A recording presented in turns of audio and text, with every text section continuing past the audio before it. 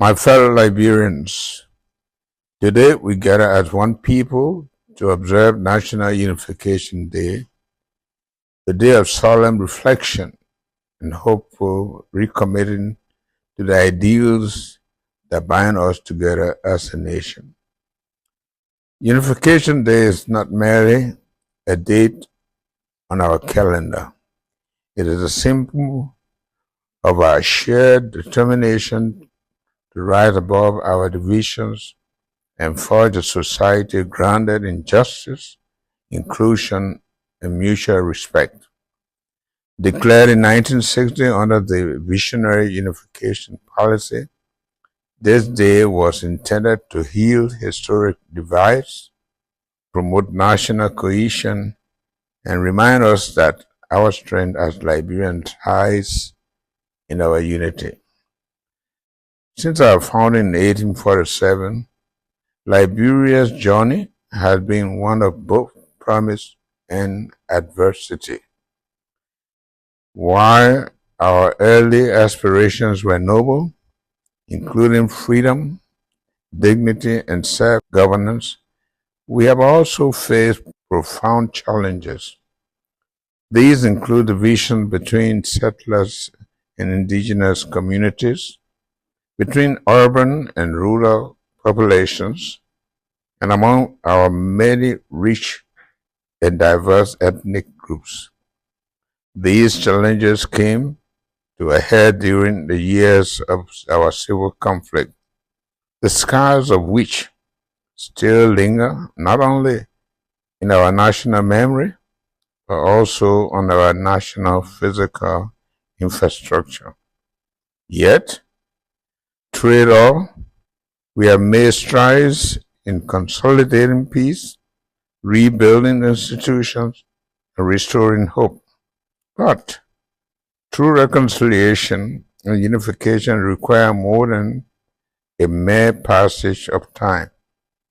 They require deliberate effort, conscious decision by each of us to prioritize understanding over suspicion, collaboration over conflict, and renewal that I am pleased to acknowledge yesterday's peaceful resolution of the leadership stand-up in the lower house of our national legislature with the election of Honorable Richard Nangbe Kun as Speaker of the House of Representatives.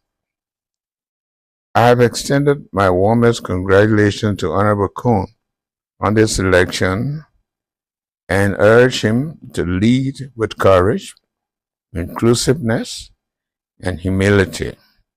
I further encourage him to reach across the aisle, unify the body, and ensure that the House focuses squarely on the work for which the Liberian people elected its members. We do also acknowledge the laudable move by former Speaker, Councillor Fonate Kofa.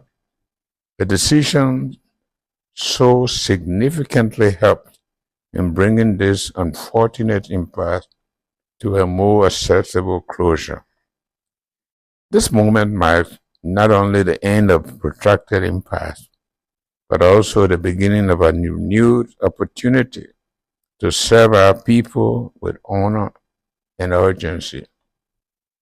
I should therefore express my sincere gratitude to all well-meaning Liberians, our elders, local leaders, religious authorities, and ordinary citizens who lend their voices and wisdom to help bring about its resolution. Such a resounding commitment to peace, dialogue, and stability exemplifies the very spirit of National Unification Day. Let us now get to work. The time for service is now. The Liberian people are watching. They are hoping, and they deserve our very best. My fellow Liberians, unification is not a slogan to be rehearsed once a year.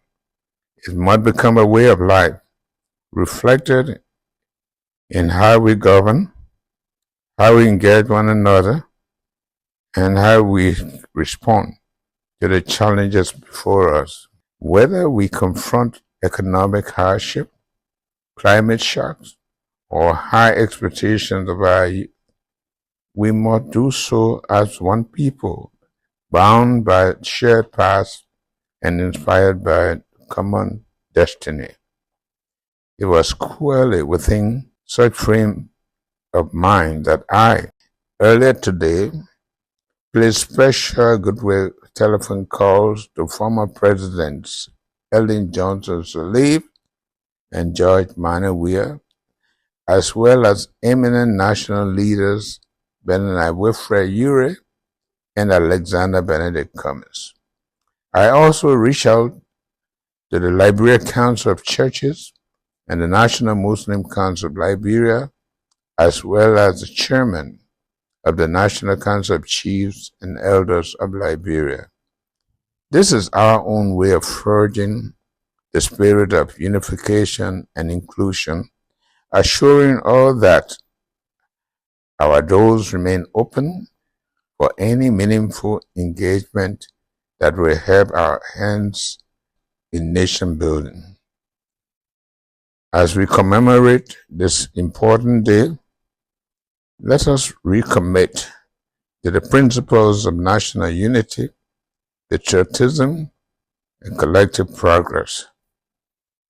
Let each do our part wherever we are and in whatever we do to build a Liberia that is peaceful, equitable, and prosperous for all.